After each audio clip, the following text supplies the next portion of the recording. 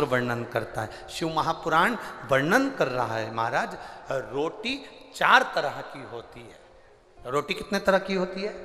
जम के बोलो जरा, पीछे वाले भी बोलो, रोटी कितने तरह की? 4 तरह की रोटी होती है। पहले नंबर की रोटी माँ के हाथ की रोटी। एक माँ के जो हाथ की रोटी होती है उसमें ममता होती है, उसमें वात्सल्यता होती है, पेट भरा जाता है पर मन नहीं भराता, वो माँ के हाथ की रोटी होती है।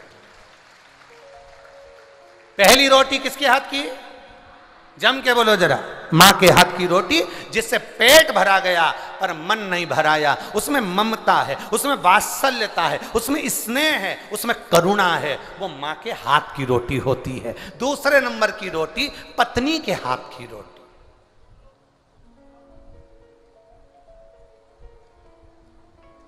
जिसमें समर्पण होता है, जिसमें अपनापन होता है, समर्पण है, अपनापन है, बस वो रोटी पेट भी भरती है, मन भी भरती है। ये दूसरे नंबर की रोटी पत्नी के हाथ की होती है, जो दिल से बनाकर तुम्हें दिल से खिलाती है, वो पत्नी के हाथ की। तीसरे नंबर पर बहू और बेटी के हाथ की रोटी। जब तक बेटी की शादी ना हो, बेटी के हाथ की रोटी, घर में बहू आ गई, बहू के हाथ की रोटी, ये तीसरे नंबर की रोटी है, ये कर्तव्य की रोटी होती है, हमें अपने कर्तव्य पर चलना सिखाती है, हमें अपने विचारों को एक बदलने की तरीका सिखाती है। बहू और बेटी के हाथ की रोटी ये तीसरे नंबर की रोटी है, जो हमारा पेट भी भरती है, मन भी भरती है, ये तीसरे नंबर की रोटी। पहले नंबर की माँ के हाथ की, दूसरे नंबर की पत्नी के हाथ की, तीसरे नंबर की बेटी और बहू के हाथ की, और चौथे नंबर की रोटी वो काम वाली, वो नौकरानी और जो बनाने वाली आती हैं उनके हाथ की रोटी। ना तो वो मन भरती है, ना स्वाद भरती है, ना वो पेट भरती है। भगवान से प्रार्थना करना, अगर ये 3 रोटी के बाद तुम्हारी चौथे नंबर की रोटी का नंबर आ जाए और तुम्हें दूसरे के हाथ की रोटी खाना पड़ रही हो, घर के लोग अगर रोटी देना बंद कर दें तो किसी गुरु के दरवाजे पर जाकर वहां की रोटी खाना, पर किसी के हाथ की मत खाना। चौथे नंबर की रोटी बनाकर रख दी, खाओ तो खाओ, पड़ी है, स्वाद है नहीं है मालूम नहीं, पेट भरा ना भरा मालूम नहीं, बनाया टिफिन रख दूंगी, टिफिन बनाकर दे दूंगी, टिफिन रख जाऊंगी, बनाकर चली जाऊंगी, मेरे को दूसरे के घर जाना है, बनाने जाना है, उसका मन नहीं है रोटी बनाने का, तो भी वो रोटी बना रही है, केवल तुम्हारे पैसे के चक्कर में जो 2000, 5000, 10,000 महीना मिलना है, उसके लिए वो रोटी बनाने आ रही। अपने घर के बच्चों को छोड़कर, परिवार को छोड़कर, चित्त को छोड़कर, अपने विचारों को छोड़कर। एक विचारों से भोजन का एक सुख बढ़ता है, एक विचारों से एक भोजन का आनंद बढ़ता है। एक राजा अपने सिंहासन पर पहले बैठता था, बड़ा खुश होता था, सब न्याय अच्छे से करता था। आज राजा 15-20 दिन निकले, 15 दिन से राजा चिड़चिड़ कर रहा है, गुस्सा कर रहा है, क्रोध कर रहा है, अपशब्द बोल रहा है, ताने दे रहा है, गालियां दे रहा है, आड़ा टेढ़ा बोल रहा है। राजा अपशब्द सिंहासन पर बैठकर बोल रहा है। राजा ने अपने मंत्री को बुलाया, समझ में नहीं आ रहा, जरा मेरे को कोई ज्योतिष के पास ले चलो, किसी विद्वान ब्राह्मण के पास ले चलो, कोई ज्योतिष आचार्य के पास ले चलो, मुझे इतना चिड़चिड़ क्यों हो रहा हूं, मैं इतना गुस्सा क्यों कर रहा हूं, अपने सिंहासन पर बैठकर मैं गालियां क्यों दे रहा हूं, अपशब्द क्यों कह रहा हूं, समझ में नहीं आ रहा, मुझे चिड़चिड़ापन क्यों आ रहा है। मंत्री ने कहा कहीं जाने की जरूरत नहीं है, आप भोजन कर रहे हैं, भर पेट अच्छे से खाना खा रहे हैं, हाँ सारा काम अच्छा कर रहे हैं, हाँ फिर ये चिड़चिड़ापन क्यों आ रहा है। राजा ने रानी से पूछा, मंत्री ने रानी से पूछा, महारानी जी आपसे एक प्रश्न करना है। महारानी ने कहा क्या बात है, बोलिए। महारानी जी आपसे पूछना चाहता हूं, आप भोजन बना रही हैं। रानी ने कहा नहीं, मुझे टाइम नहीं मिलता, इसलिए मैंने भोजन बनाने के लिए एक दासी को रख लिया। दासी को रख लिया? हाँ। दासी भोजन बना रही है? हाँ। राजा भोजन दासी के हाथ का कर रहा है? हाँ। बस दासी से मंत्री ने जाकर मुलाकात करी, दासी से पूछा, दासी सही बता क्या दुख है तेरे जिंदगी में? दासी कहती है, राजा का घर इतना भरा पड़ा हुआ है, करोड़ों की दौलत राजा के पास में है, पर यह खोड़ला राजा 1 रुपया दान नहीं करता। इतना भरा पड़ा मकान है, इतना सारा गाड़ी बंगला है, पर 1 रुपया यह खोड़ला राजा मुझे दान नहीं करता। मैं दिन भर रोती रहती हूं, मेरे घर में तकलीफ है, मकान में पानी टपक रहा है, दीवार टपक रही है, दीवार गिर रही है, बच्चे भूख से बिलख रहे हैं, और यह खोड़ला राजा 1 रुपया का दान नहीं करता। अंदर से मुझे बहुत दुख है, तकलीफ है, इसलिए मैं क्रोध में कुड़ के रोटी बनाती हूं। बस मंत्री ने सुना, राजा से कहा, महाराज भोजन जो बना रही है उसके दिल में प्रेम से भोजन नहीं बन पा रहा, इसलिए तुम्हें क्रोध आ रहा है। भोजन बनाने वाली अगर दिल से बना कर दे तो घर भी स्वर्ग बन जाता है, नहीं तो घर नरक बन जाता है।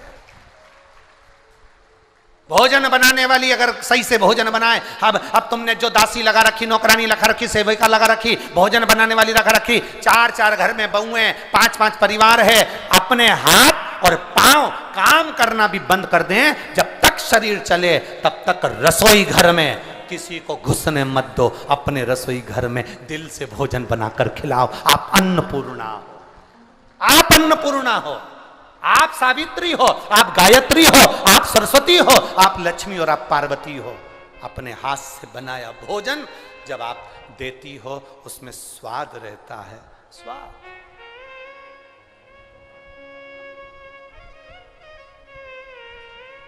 उस घर के भोजन में कभी स्वाद नहीं आएगा जिस घर के भोजन में एक बहू आती है, सब्जी काट कर चली जाती है, दूसरी बहू आती है, कढ़ाई में बघार कर चली जाती है, तीसरी बहू आती है, गैस बंद करके चली जाती है, चौथी बहू आती है, आटा उसन के चली जाती है, पांचवी बहू आती है, पति के लिए रोटी सेक के चली जाती है। उसकी घर की रोटी में कभी स्वाद नहीं आ सकता, क्योंकि उसमें एक बहू सोचती है मैं काय को इतना करूं, दूसरी बहू सोचती है मैं काय को इतना करूं, तीसरी बहू सोचती है मैं काय को इतना करूं, चौथी बहू सोचती है मैं काय को इतना करूं। तो पति जो भोजन करते हैं, घर में 4 लोग हैं, देवर जेठ परिवार सास ससुर, जो घर में लोग हैं उनको वो भोजन नहीं भाता है।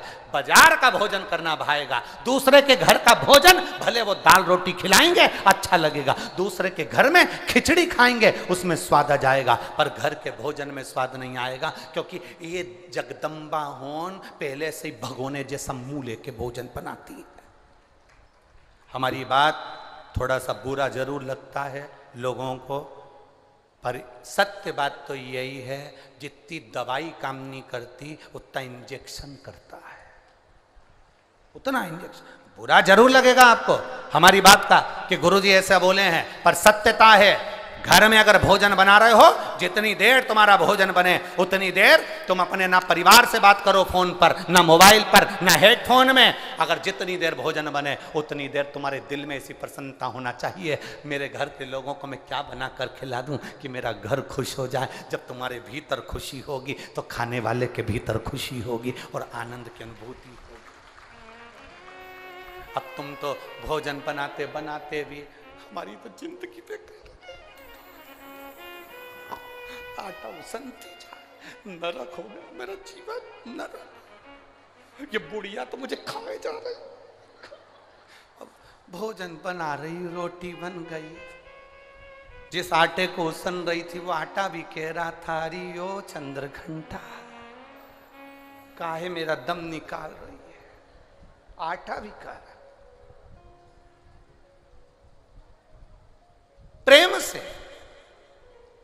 चलो प्रैक्टिकल करना, घर में पूरी सब्जी बनाकर खाना, घर में चावल दाल बनाकर खाना, और इस कथा के पंडाल के बाहर अगर कोई पूरी सब्जी भंडारे की मिल रही हो, कोई चावल दाल यहां बाहर भंडारे का मिल रहा, फ्री भंडारे की पूरी सब्जी, भंडारे का भोजन, भंडारे की कद्दू की सब्जी, काशी फल की सब्जी और इतनी मोटी मोटी पूरी, जब तुम अन्नकूट की और भंडारे की खाते हो उसमें नमक भी नहीं होता तो भी स्वाद आता है, क्योंकि भगवान के लिए प्रेम से बने, प्रेम से बने।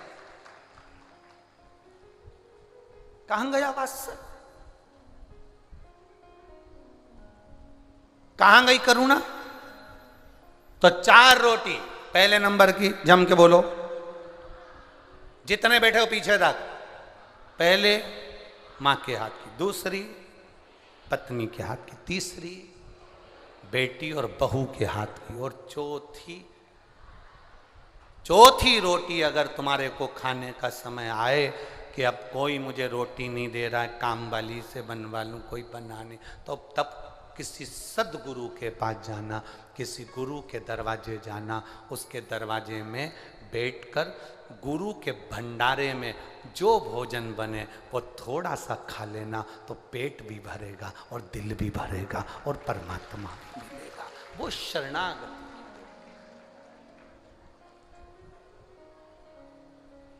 शरणागति की।